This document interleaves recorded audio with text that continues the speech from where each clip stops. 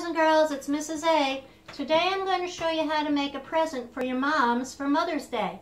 Now right here I have a little bouquet of flowers that my daughter Katie made for me when she was 4 years old.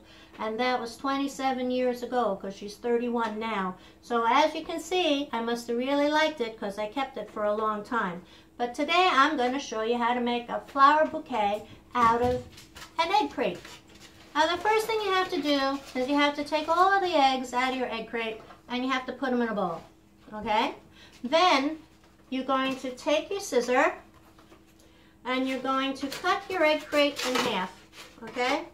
So I'm taking my scissor, and this is really easy because it's just made out of styrofoam, okay? So I'm cutting my egg crate in half.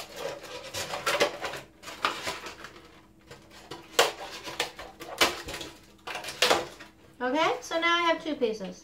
Now the next thing I'm going to do is I'm going to cut the cover off. Okay, I'm going to do this very carefully. Alrighty, and then the next thing I'm going to do is I'm going to cut this little piece off right here.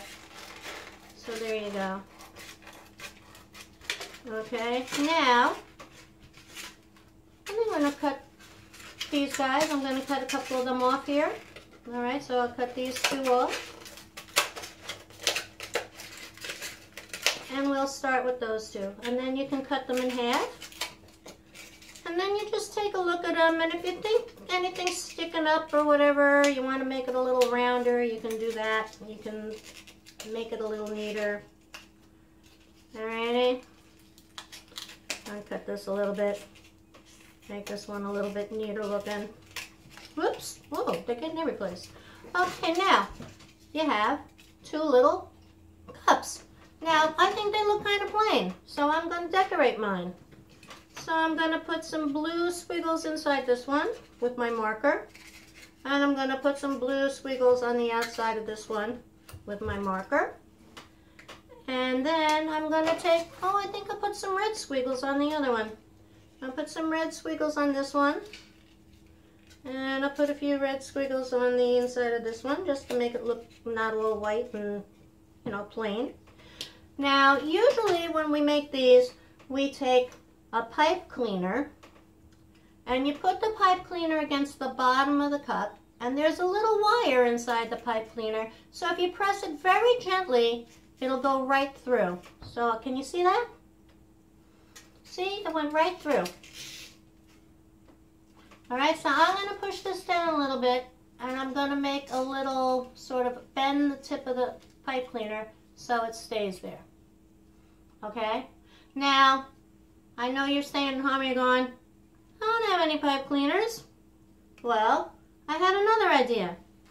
I thought maybe you could take a pencil and take a dull pencil because you don't want to poke yourself. And since I'm very clumsy, Mr. A doesn't let me use sharp stuff anyway. So you could take a dull pencil and you could make a little hole in there.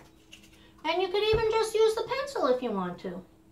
But if you don't want to do that, you can take a piece of paper and you can roll it up like this.